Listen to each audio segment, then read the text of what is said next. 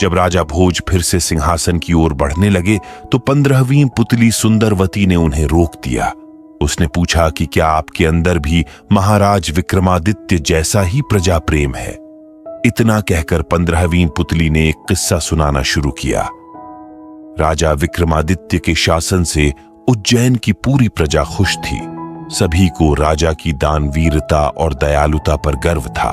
उसी राज्य में महाराज विक्रमादित्य जैसा ही एक दयालु व्यापारी पन्नालाल भी रहता था।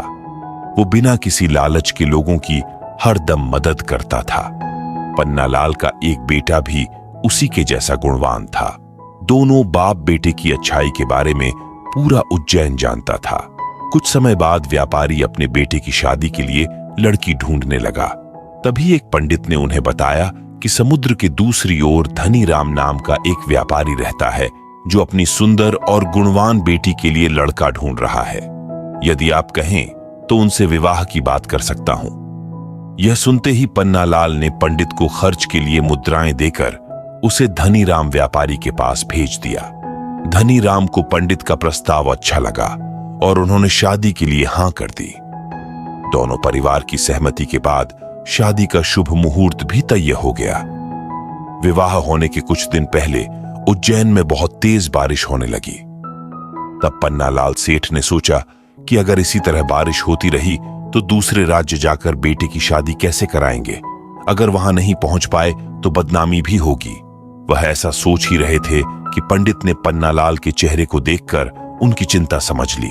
पंडित से कहा, सेठ जी, चिंता मत कीजिए, बस आप अपनी सारी समस्या महाराज विक्रमादित्य को जाकर बता दीजिए। उनके पास हवा से भी तेज चलने वाले रथ और घोड़े हैं, वो जरूर आपकी मदद करेंगे। सेठ सीधे महाराज विक्रमादित्य के दरबार पहुंचा और अपने मन की बात हिचकिचाते हुए कही। व्यापारी की परेशानी सुनकर महाराज ने कहा कि हर राजा की असली संपत्ति उसकी प्रजा ही होती है। आप राजमहल से रथ और घोड़े ले जा सकते हैं। व्यापारी के जाते ही विक्रमादित्य ने बेतालों को बुलाया और कहा कि बारिश बहुत तेज है, जाओ जाकर व्यापारी और उसके परिवार की रक्षा करो। तभी व्यापारी अपने बेटे की शादी के लिए पूरे परिवार और रिश्तेदारों के साथ रथ लेकर दूसरे राज्य के लिए निकल गए। चलते चलते वो समुद्र के किनारे पहुंच गए। गहरा पानी देखते ही व्यापारी के मन में हुआ कि अब रथ से समुद्र कैसे पार हो पाएगा। पन्नालाल यह सोच ही रहा था कि देखते ही देखते रथ पानी पर दौड़ने लगा। व्यापारी समय रहते ही पूरे परिवार के साथ विवाह स्थल पर पहुंच गए और धूमधाम से बेटे की शादी करके अपने नगर वापस आ गए। नगर पहुंचते ही सबसे पहले पन्नालाल अपने बेटे और बहू को लेकर राजमहल पहुंचे और राजा से मुलाकात की। राजा ने उन दोनों को आशीर्वाद देते हुए पन्नालाल को कहा कि आप रथ और घोड़े बच्चों को दे देना, ये सब मेरी तरफ से उनके लिए शादी का तोहफा है।